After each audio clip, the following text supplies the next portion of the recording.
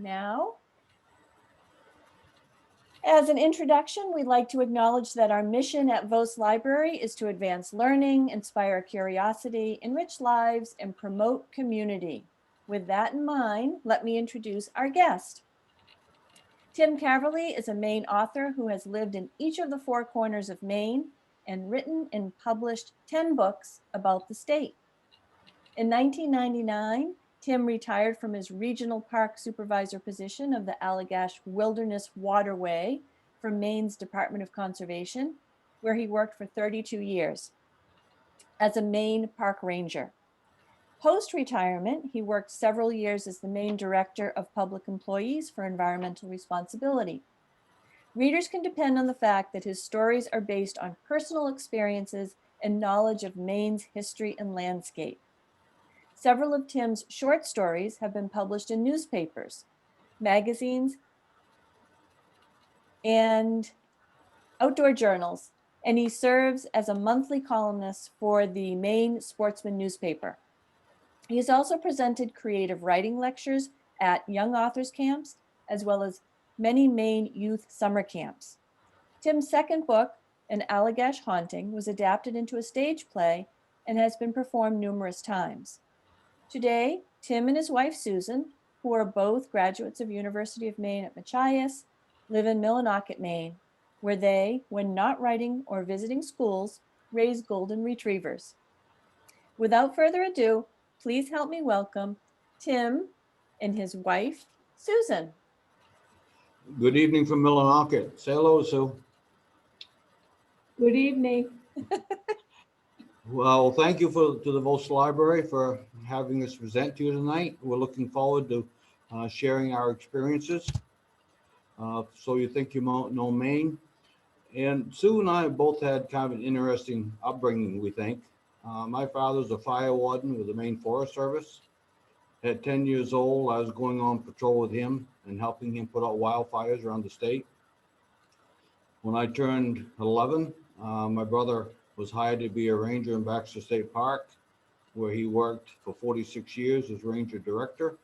So I spent my summers growing up in Baxter until I turned 18, old enough to begin my own Park Service career. Susan is from Millinocket, and her grandparents worked on the Penobscot River for the Great Northern Paper Company. Her grandfather was a river driver foreman. Her grandmother was the first cook for Great Northern Paper Company in a lumberman's camp called a boom house, which we'll talk more about later. And when she was a young Girl Scout, she would sit on the porch at night, and the river drivers that had been on the river all day would help her learn her knots, her rope knots. So with that, we're going to take a trip down throughout Maine and hopefully share some things with you about our state that you'll enjoy. Maine is rich in natural resources, such as national and state parks, Baxter Park, and the 92-mile Allagash Wilderness Waterway. How well do you know Maine? Well, let's take a tour and see how we do. This question is particularly important this time, this year, because this is the 200th anniversary of Maine becoming a state. Tim, can I just, I'm sorry to interrupt you. Do you want something on the screen? It's not there? No, you need to share. Okay, the share button isn't coming up. Have you seen anything yet? Nothing yet. Why don't you go ahead and hit the escape button. Get back. Yeah, I did. Okay, and then go to the bottom of the screen and find the share screen.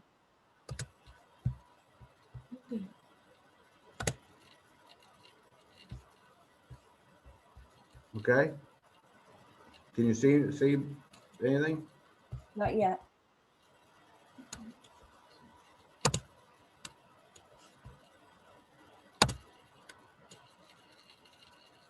How's that? It's coming. It's coming. There we go. Thank you. Perfect. Okay. So who was Maine's greatest map maker? And he was extremely influential in helping Maine become a state. 1820. And I'll wait just a couple of minutes. And This person actually lived in Williamsburg, not too far from Brownville Junction, just north of Milo, Maine. This is a plaque about Moseph Greenleaf near his home. In fact, his house is still there today. He drew the first map of Maine. He was an outspoken advocate of Maine statehood and economic development. His map of the District of Maine, when we were part of Massachusetts, was the first to accurately depict the interior lakes and rivers of our state. And this is his 1815 map. You can tell that there's not much. Once you get north of Bangor, there's not a lot, although there are Moosehead Lake and some of the other bodies of water. This is me as a young ranger at Sebago Lake State Park where I began my career. There are 48 state parks and historic sites in Maine. What was the first state park and where is it located? And I think this will surprise a lot of people. Aristic State Park. Absolutely. Good job. These are all state parks in Maine. And this was my first management assignment for the Bureau of Parks and Recreation. And it was formed in 1938. This was Echo Lake. You can see through the trees. Right to our right of this slide is where I lived as a young park manager. And right behind that is the 1,100-foot tall Foggy Dome Mountain. When this park was developed, the state had plans to turn it into the Aspen of the East. This is the North Peak and South Peak of Foggy Dome Mountain. This is the ski trails. This is Echo Lake with the parking. Now, if you're going to have a ski area, it's nice to have a toboggan run, which they did do. It was 1,000 feet, and they iced it. And they said it took mere seconds to go down that toboggan run and out onto Echo Lake on the ice. Almost got down there quicker than they left. And if you're also going to have a ski slope, you need a ski jump. On the north peak of Foggy Joe Mountain, you'll see this cutout where the Civilian Conservation Corps went up and chiseled this runway out of ledge. This was the takeoff platform in the lower right, and only one person ever came off this ski jump. Whoops, sorry about that. Ever came off this ski jump, and instead of having the person land on the slope like you would on a ski jump, as we see on TV, they had him land on the flat. And he said it's just like landing in a cellar. When he came down, he broke his leg. They closed the ski jump and never opened it again. But that notch is still there at the top of Corrigan Mountain. Who was the governor that established Maine's first Bird Day and Our Be Kind to Animals Week? Him. When his dog died, he ordered that the state flags be lowered to half-mast. Governor Baxter. Very good. He's a good audience tonight. This is Governor Baxter with his Irish setter, Gary. And Gary would go to the office with him every day. And when Gary wanted to go out, he'd let the governor know, and the governor would take Gary from the inner office to the outer door and let the dog out and leave the outer door open. The governor would go back to his office to work on whatever he's doing at the time. And when Gary wanted to come back in, he'd come in through to the inner door and scratch on the door. That door is now at the Speaker of the House office in Augusta. So you can still see Gary's imprint of with the man that's in charge of Maine from the 1921 to 1925. And Governor Baxter actually went on the Allagash in 1923. And I get a kick out of it because they're all wearing neckties like they're going to the office, and here they are in the deepest part of the Maine woods. This is Governor Baxter in the bottom of our picture. So this is my brother Buzz that invited me to go to Baxter Park as a very young boy because there are mountains to climb and brook trout to catch. So how do backcountry rangers, like in Baxter Park, get fresh supplies? Any suggestions?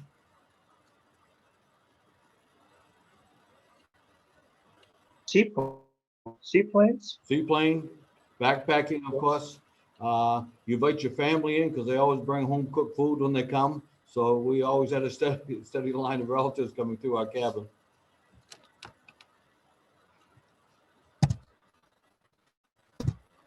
So my brother and I working around A-Ball Campground one day, which was his first assignment, and a bunch of kids come down. They said, Ranger Buzz, can we ask you a question? He says, sure.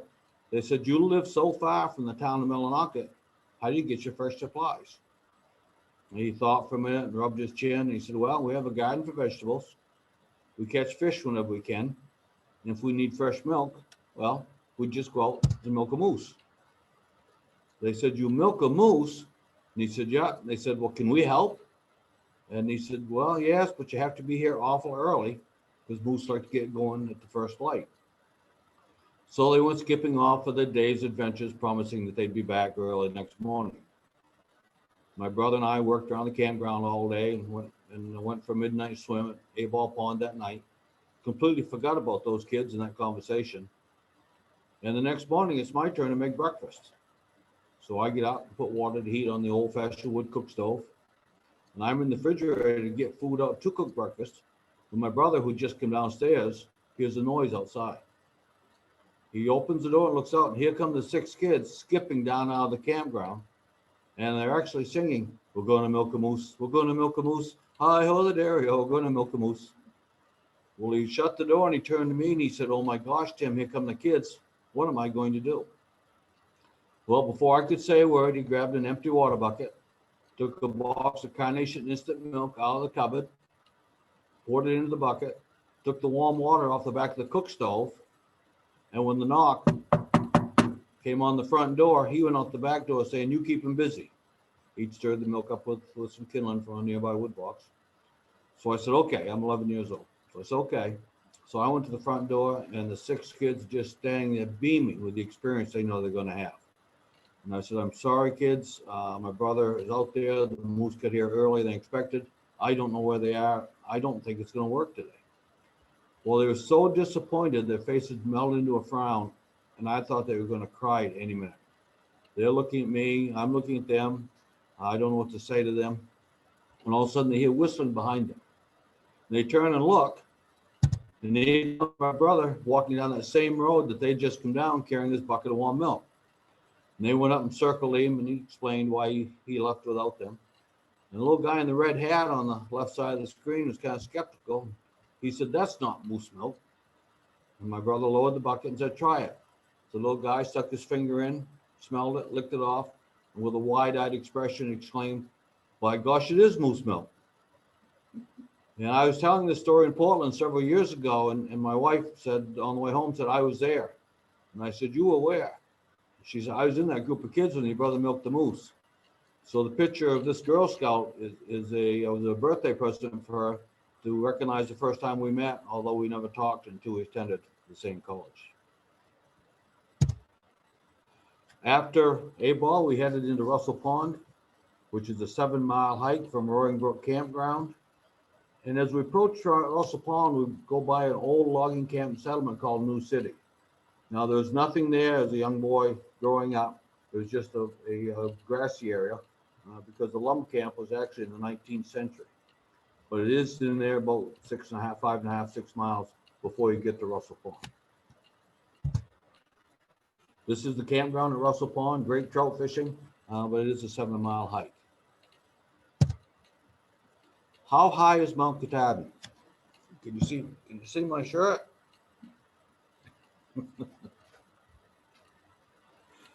5,267 feet. 13 feet short of being a mile. Several years ago, it was a legend is that some Boy Scouts went up there and built a rock cairn 13 feet high. So indeed, it could be called the Mile High Mountain. Chimney Pond, from Baxter Peak, the very top of the mountain. We're looking due south towards Millinocket, if we could see that far. That's Katahdin Lake in the foreground, Chimney Pond, and then Katahdin Lake.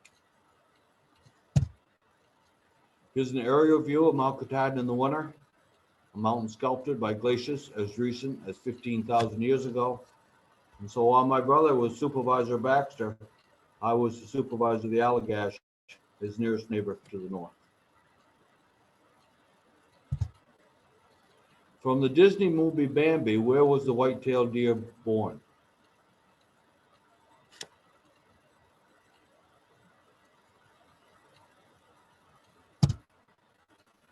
This is Pomola. He was the Abenaki spirit god of Katahdin. He's seen here talking to Baxter Park Ranger Roy Dudley. You can see Pomola. He was the evil spirit. If there was, you can see he has a head of a moose, a body, upper torso of a human, lower torso, and wings of an eagle. The Native Americans felt that if there was a bad windstorm or a snowstorm or extreme weather or something happened, it was because Pomola was extremely upset. This was drawn by Maine artist Morris Jake Day of Damariscotta. He was also the artist in residence for Baxter Park. Jake worked for Walt Disney Studios out in California. Walt Disney was thinking about making the movie Bambi. This is another one of Jake's drawings, mountain climbing bears. If you get a chance to check out his website, Morris Jake Day, he has some amazing artwork. So Walt Disney is going to make the movie Bambi. This is Walt Disney to the left. Bambi is an Austrian hunting story. And Walt Disney wanted to use the California mule deer for the main character. Jake Day, working for Walt, convinced him that a white-tailed deer was a much prettier deer than the mule deer. And so they flew two orphan fawn deer, a male and a female, from Maine, over by Emden, from Maine, to Walt Disney Studios. They put them in a giant room, and artists spent days sitting around that room drawing every movement that those deer made. Walt Disney was so impressed with those drawings, he told Jake to come back to Maine to see where Bambi could be born. Jake Day loved Baxter State Park.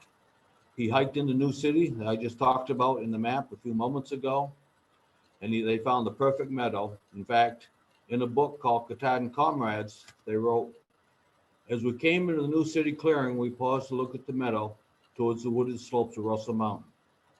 The thought came at once.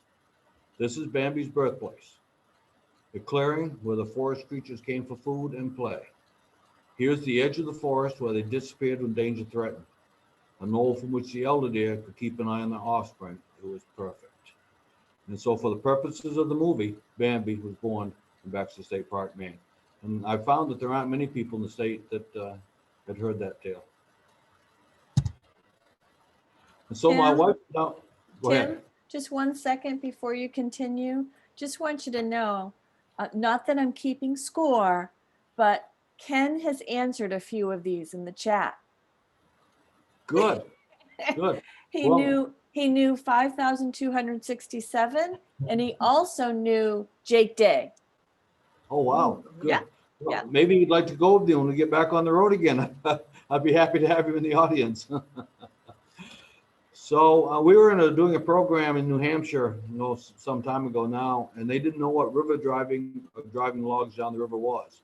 And so we include this in the program, and my wife is going to take over and talk about her experiences of living with her grandparents on the Penobscot River.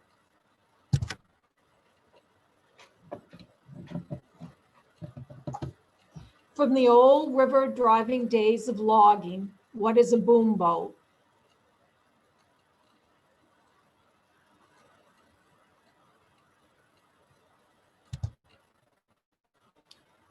This is Ambejijis Lake Boom House. It's outside of Millinocket, Maine on Ambejijis Lake. And it was built in 1907 to house loggers who were moving wood on the Penobscot, or the East Branch of the Penobscot. And in 1973, this was placed on the National Register of Historic Places. And also Chisuncook Boom House is also on the register too. And these two buildings were very, very good houses for some of the loggers that lived there. This is my grandparents. Harold Kidney, he was the foreman of a log drive, and my grandmother, Elsie Kidney, lived there. And occasionally when the cook would go out on days off, my grandmother would cook for him. And she never got paid. She did it as a service to help my grandfather. Well, this is my grandmother, as you can see. And the little person on the right is me. I was probably 4 or 5 years old at the time. As I said before, my grandmother would help out when the cook would go out to town. Well, for some reason, he never came back. And they really, to this day, still don't know what happened to him. And they tried to locate him, but they never did find him. So my grandfather asked my grandmother if she would like to become the cook. Well, at that time, there was no women that were cooking. And she didn't think that they'd allow it. Well, my grandfather said, I guarantee you, I'll be bringing you back something. So he went to Millinocket. He talked to people at Great Northern. And when he came back, he had this outfit for my grandmother. And she was the first woman cook. And she used to get on the radio all over the North Country. And she would be calling Millinocket for an order of food. Well, I'll tell you, the first time my grandmother did that, the whole North Country went quiet. Who's this woman on the line? And why is she ordering all that different food? My grandmother treated the guys, because it was a small group, she treated them like her kids. And if one of them was sick or didn't feel well, she always made special food for them. She did cook beans on the weekend, but they never got beans every day. They got very good meals from her every day. And I remember watching her cook over this wood stove. And if you see the arrow at the top, that is where the boom house is. And that's where the west branch of the Penobscot River flows into Amagegus Lake.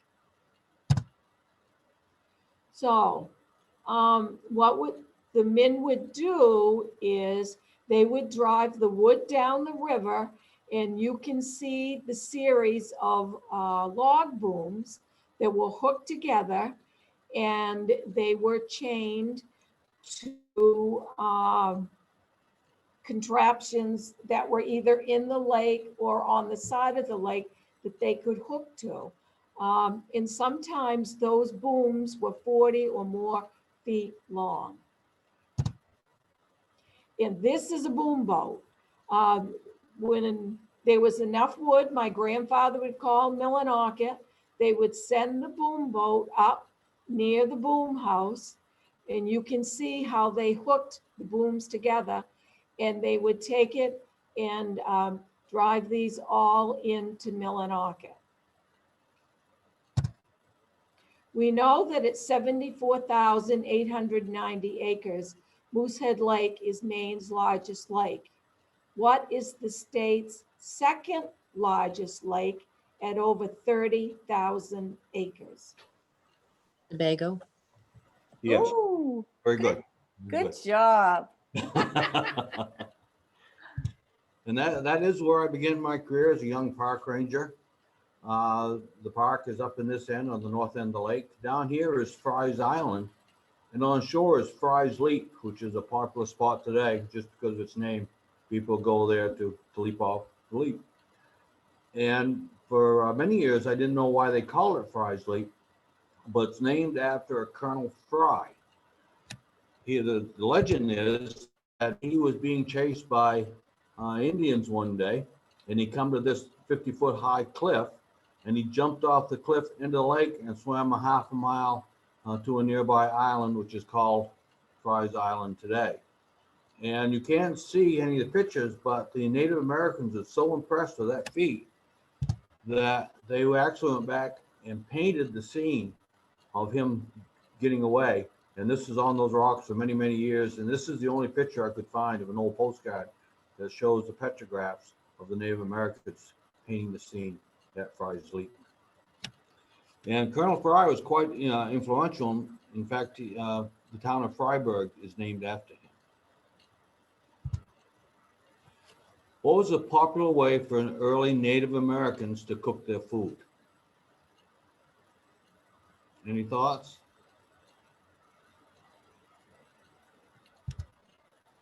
This is on the Allagash, and this is Firecrack Rock. When the Native Americans lived up there, they often would use birch bark to cook their food. Now, we know you can't put birch bark over an open fire, but it is waterproof. So they would construct vessels such as this one, and they would line the inside edge with their food, leaving a hollow in the middle. They would cover that food with water. Then they would heat rocks this size or perhaps a little bit bigger in a fire. When those rocks get red hot, they drop them into the water, heating the water, cooking the food. But while the hot rocks was heating the water, cooking the food, the cold water was cooling off these hot stones so fast that they couldn't stand that rapid loss of temperature from the stress of it, and so they break apart in little bits and pieces. When the Indians were done eating, the food would be all gone. They'd want to use those birch bark containers again, but they didn't need those chips and pieces of stone in the bottom, so they simply tipped them over on the beach where they'd had their lunch. These are rocks that were used hundreds of years ago to cook a meal on the shore of one of the Allagash lakes. And there are several places up on the Allagash where you can still find spots like this. If you look around, you might find what I found, the stone axe. This is the cutting edge. This is where the handle of the shaft was. And I can't imagine cutting a tree down or trying to hollow out a dugout boat. But when this was turned over to historic preservation for safekeeping, they estimated this stone axe was 5,000 years old. So it's just a lot of neat Maine history up there, still ripe for discovery.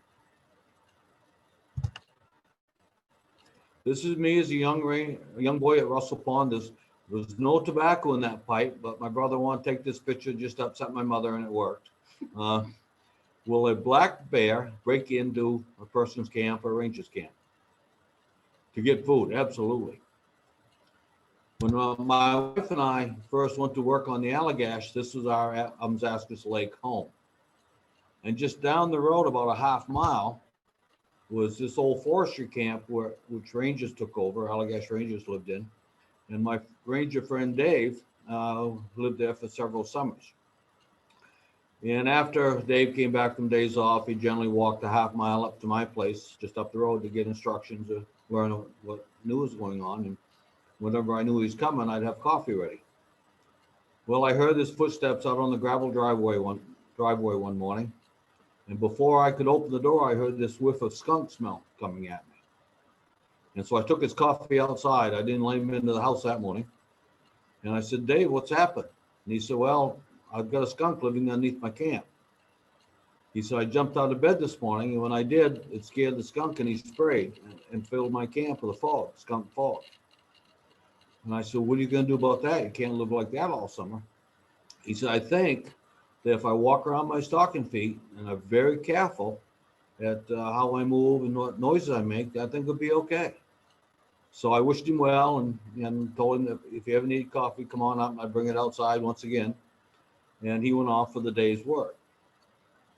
One day, several weeks after that, Dave was on river patrol and got back late at night, was extremely hungry. And he started frying up some bacon to go with his beans for supper.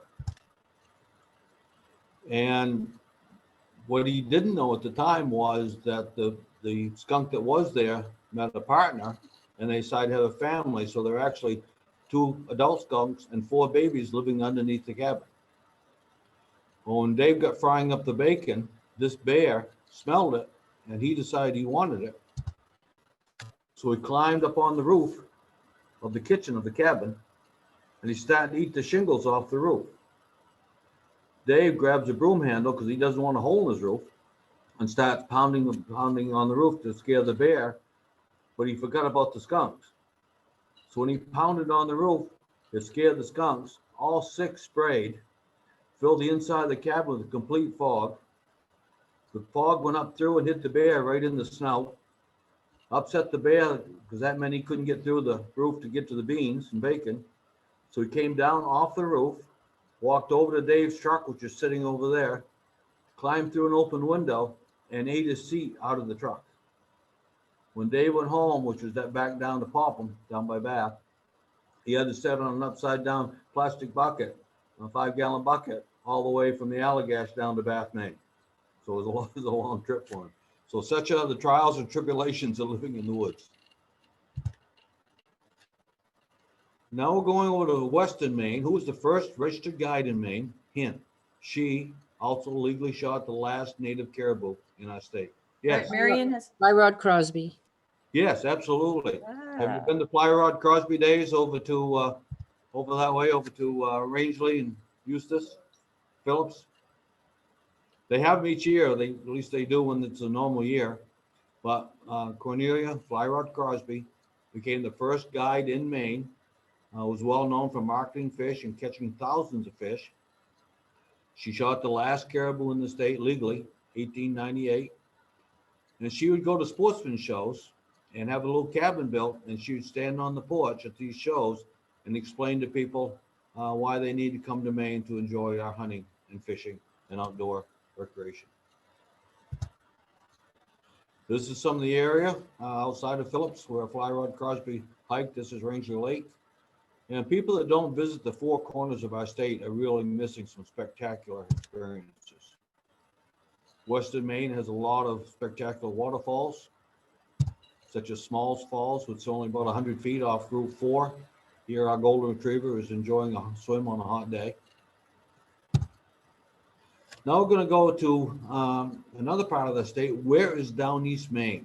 Because some folks outside the state think the whole state is down east, when actually it is a location. Washington County. Absolutely.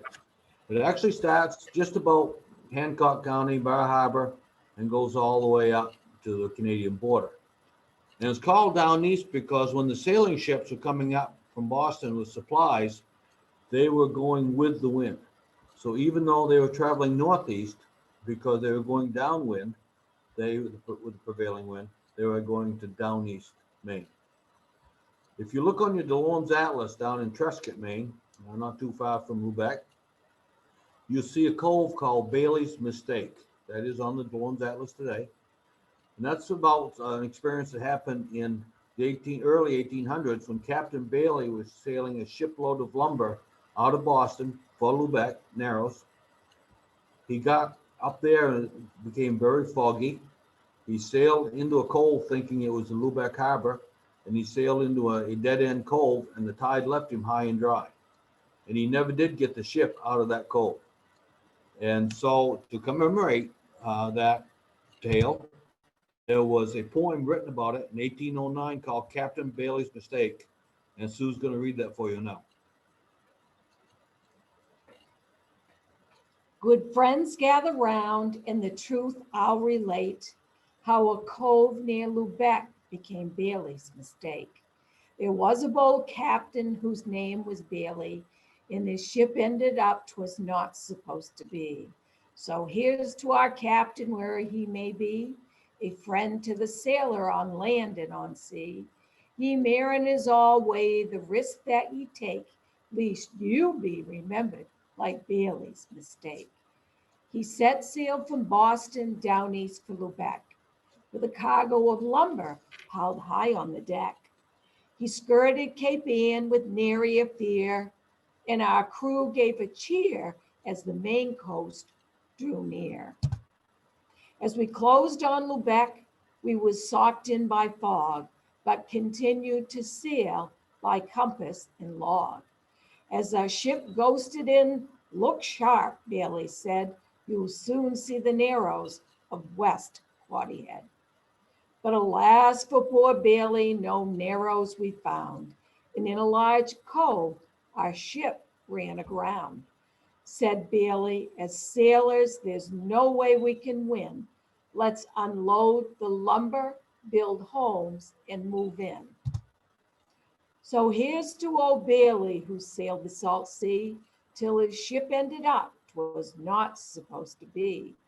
He'd be sailing still, could he just navigate. But he's doing quite well selling prime real estate. Where in Maine was the first naval battle of the American Revolution? Hint, the event is also called the Lexington of the Seas. Machias. Machias. Yes, and there's a reenactment group that reenact the battle every year on the campus of the University of Maine Machias. And they're an excellent group, and they're very knowledgeable about it. And it's a high quality event. You'll see red coats and Native Americans and colonists fighting and shooting black powder rifle at each other, and people be falling down on the grass. And they have encampments where they'll tell you how they encamped in 1775. They'll also have Native American encampments. And if you get a chance when we're back to normal, that's generally the last Saturday of June when they do that. And there is a website you can go to get more information.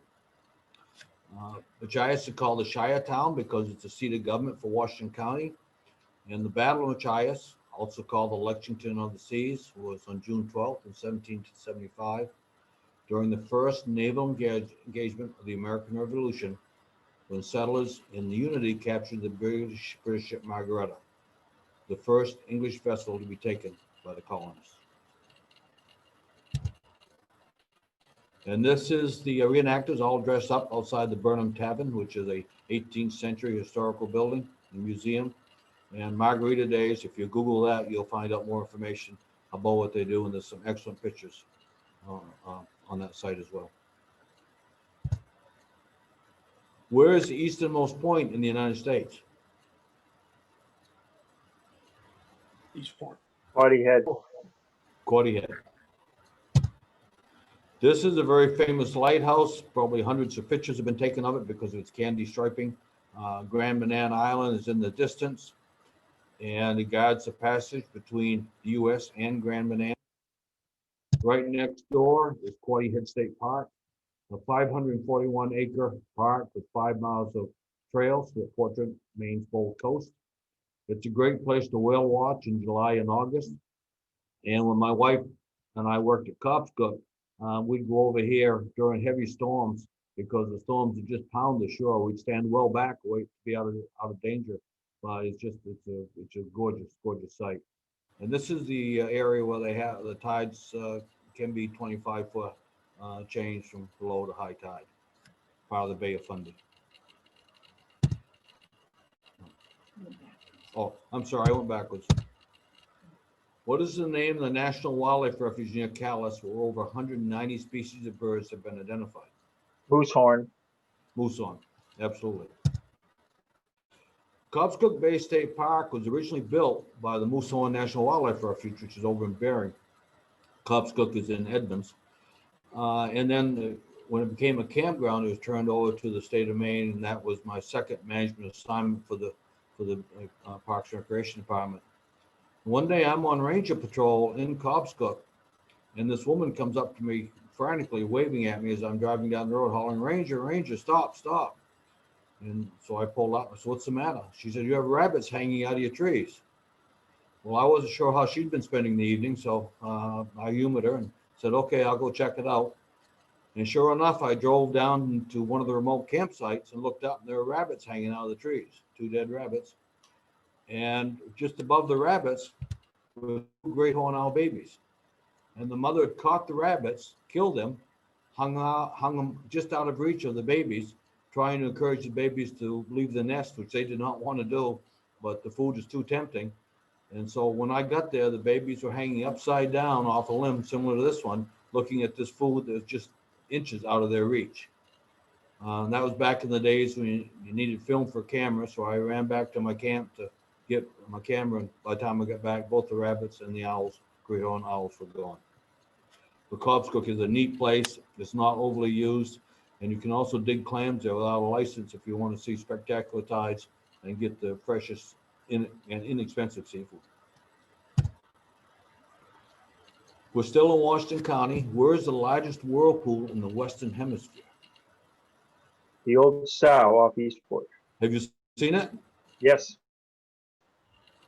It's, they say that in its heyday, it would get up to 250 feet in diameter during extreme tides and could pull down a clipper ship. And we was out by it several years ago on the tour.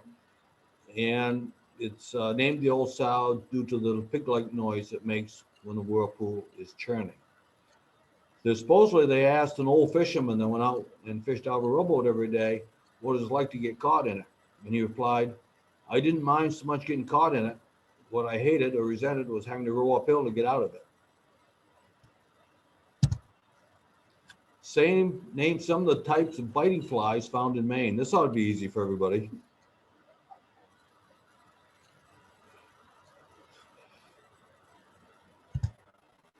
Mosquitoes, no-see-ums, horse flies, deer flies, moose flies. This is a picture of the Allagash canoe trip. This is Amzaskis, where Sue and I used to live. And the Allagash does flow north, so as you go along, you're going to come to an area called Long Lake Dam. And it's a gorgeous campsite. And this story is actually in our book, Heading North, where you take the trip down the river. And this is Long Lake Dam in its logging days when it had a 17-foot head wall of water behind it. This is what it looks like today. And the campsite's right on this shore here. And it's gorgeous. You look up towards Long Lake and there'll be deer feeding on the buds of the wild rose bushes. You'll hear loons calling. There'll be osprey flying overhead. You look down the river, you'll see moose feeding. You'll see ducks swimming. And it is a gorgeous campsite, but the black flies are awful. You get to in this story, Heading North, my family get to the campsite early in the day, and the black flies are so bad that they come screaming out of the forest even at 3 o'clock in the afternoon. They build a campfire to try to keep the black flies away, but they just cannot create enough smoke to keep the flies down. So they put their tent up and they go inside well before sundown to get some relief from the biting pests. My granddaughter, who's featured in this book, inside the tent, thinking about her trip and remembering she has a diary, writes the first poem she's ever written about the black flies. And Sue's going to read that for you now.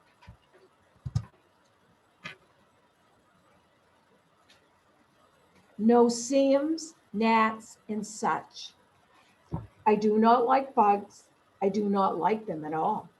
I don't like them big, and I don't like them small. They bite and chew and fly all about. They crawl in my mouth, and I spit them out. They make me scratch, they make me itch, they make me rub, they make me twitch. I try to get away, but alas, I cannot. No matter where I go, there are always a lot. To these pests I say, but then to leave and to fly away. Do not bother while I am around and visit here when I cannot be found. I do not like bugs. I do not like them at all. The next time I canoe, it'll be in the fall. Olivia Catherine. Sue read that last fall at a school. She got a standing ovation from the kids in the audience. That was great. Tim, we have a few people that want to answer that question about the black fly Oh, I'm repellent. sorry. Okay. So we've got, I think Ken is referring to it when you say old woodsman. And then Marion also wrote bear grease. Bear grease. Bear grease. Do people still use that? Apparently Marion does.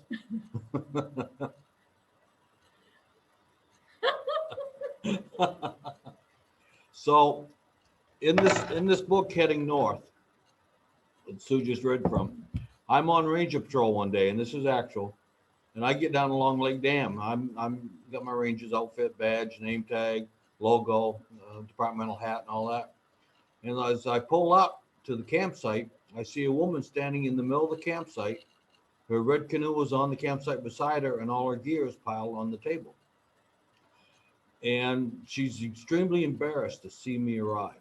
So I just nod to recognize her that she's there. And I start carrying my gear through the campsite because it's not safe to drive over the dam with a canoe because of the old dam spikes that still stick up there during low water. And as I pass her, I can hear the lady burping. I come back by, she's burping even heavier. My third time by, she has some severe internal disruption going on. And I'm worried. But again, she's very embarrassed, very red-faced. So I finally say, are you okay? Obviously something is going on and I can get you help or I can get you out of here. What's happening? Well, she reluctantly admitted that she heard the black flies on the Allagash were terrible. And she'd read in a survival book, if you take a packet of Fleshman's dry yeast and put in a cup of hot water and drink that, it'll cause a chemical reaction in your body and keep all the black flies away. I don't know if it kept the black flies away, but kept all her friends away. They'd gone downstream away from her. And she didn't want to be taken out and thought she'd be okay. So I promised to check on her, which I did do 4 hours later. And by that time, it worked through a system. But the poor lady was in agony for some time. This is in the top 10 questions that we get asked when we're out and about. Where in Maine did the most documented alien abductions in the U.S. occur? Anybody?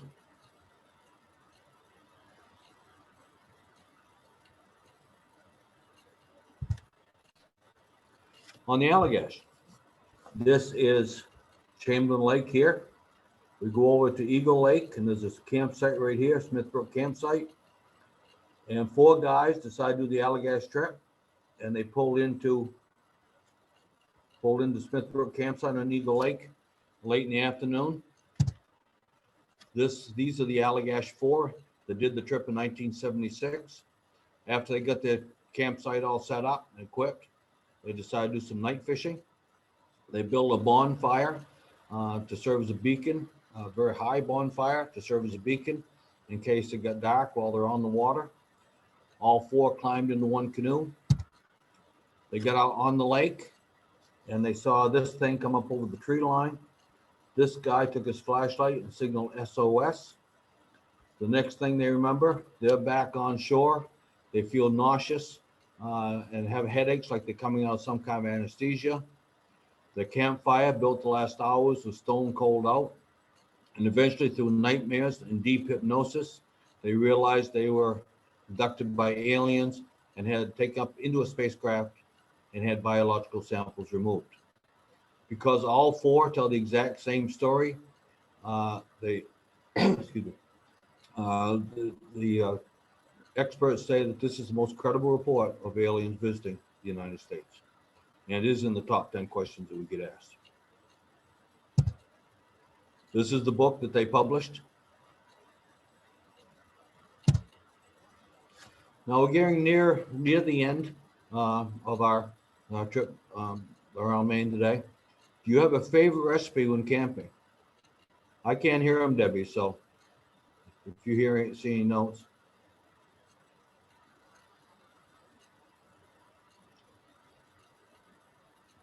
Nothing yet. Okay. Ours is roasting watermelon. My favorite thing to do as a ranger was to visit with people on the campsite. And my 8 to 10-year-old daughter would go with me whenever conditions allowed, because all my visits are done by canoe. And I walk on a campsite one night on Churchill Lake, and there's 4 or 5 guys making supper. And I look down at the fireplace, and there's a big ball of tinfoil on the fireplace. And I'm staring at it. And again, I'm in my complete uniform. And one of the guys said, Ranger, you're probably wondering what we're doing. I said, well, I am kind of curious. He said, we're roasting a watermelon. Well, if you spend any time in the Maine outdoors, you can always learn something new, no doubt about it. So I had to ask, how does that work? They said, you take a medium-sized watermelon, wrap it up in 3 layers of damp dish towel, put 3 layers of tinfoil over that, put it over hot coals of a campfire, and turn that watermelon on every 10 minutes for an hour. And the heat from the fire will crystallize the sugar in the watermelon and turn into watermelon caramel. And it's very, very good. Well, my daughter and I hadn't had our supper yet, and so we were hungry. She's tugging on my sleeve saying, Dad, can we try it? Can we try it? I said, sure, sounds great. So I talked for a while more, and all the time we're talking, this guy's over there by the campfire turning this watermelon every 10 minutes. And finally, it's time for my daughter and I to go back to our canoe and back to the supper that Sue will have waiting for us down the lake. And I walked down to the canoe, and just as I get there, one of the guys who's following me said, Ranger, can I tell you something? And I said, sure. He said, it's a rock. I said, excuse me? He said, we wrapped up a rock in tinfoil, told the guy it's a watermelon. He's been turning it every 10 minutes for a half an hour, and he's got another half an hour to go. And so we got quite a kick out of that, and something that stayed with me for a very long, all these years.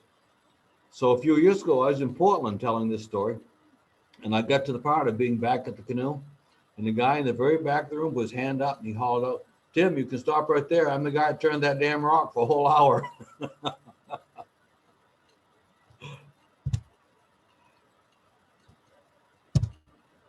This is our latest book. Spouses often get involved with the activities that rangers have going on. One year, there was a forest fire near our cabin, and Maine Forest Service asked if they could put some workers up there to fight the fire. When we went to bed, there was 2 people sleeping in our spare room. The next morning, there were 25 people on our living room floor. So there's a lot of real life adventures in everything that we write about. And that's our dog, Sandy. Any questions? Anything I can help? I guess there's a little bit of time if folks want.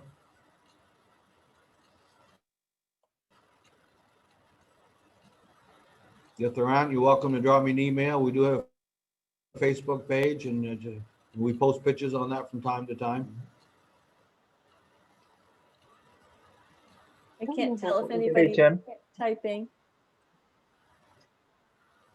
Tim, Any thank you. That was great. Jim, can you hear me?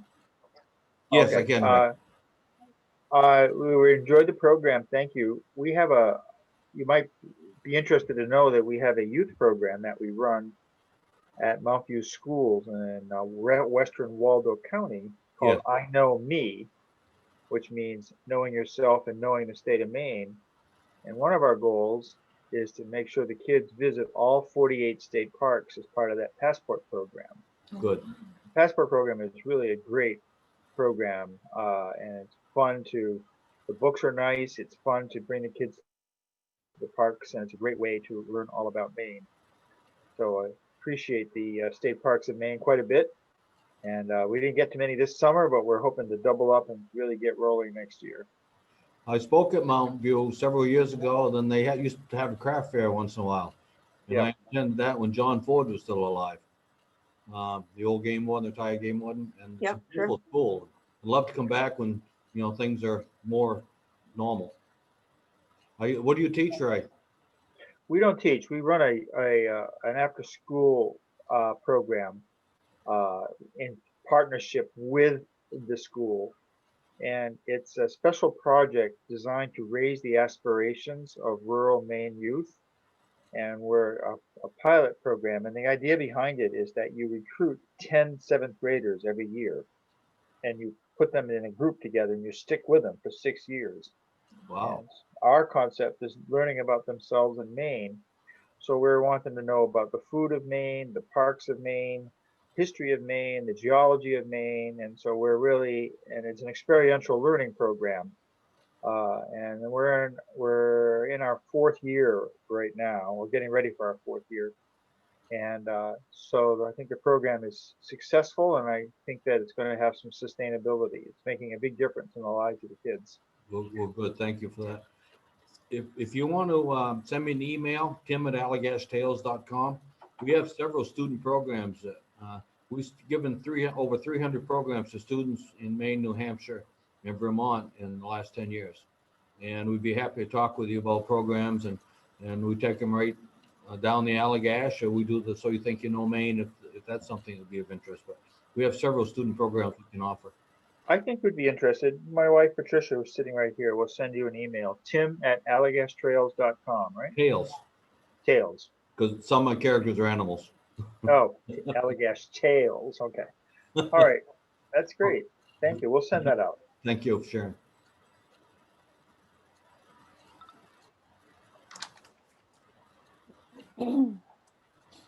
Anybody else have any questions or comments for Tim? Just to say thanks for doing this. I learned something. That's always nice. Thank you. I'm glad you did. I'd like to say hi to Tim and Sue from Pam Tibbetts. I worked with them in the park system for quite a few years. Hi, Pam. Do you still see Joe once in a while? Well, I see him on Facebook. I don't see him in town. Yeah, we've been wanting to go down and see him, but you know, we're right now everybody's just trying to stay distance, I guess. Right, right. Good to hear from you, Pam. Thank you for. Yes. Great. Thank you. Take care. You too. Tim, you've got a lot of thanks in the chat, just so you know. What's that? There are a lot of thank yous in the chat. Oh, good. Now you can Yep. speak. And thanks so much, Tim and Sue. It's been fun to hear some of these stories again. And some new. Well, These used to be our neighbors right next door. Ah, And they had to relocate for work and now they live near Waterville. So we see them every once in a while when they come up to camp. Nice to see you guys again. Yeah, likewise. and they probably know some stories I wouldn't want to share. We definitely do. Thank you for joining us. Thanks, Ed and Angela. Good to see you. Yes, nice seeing you guys again.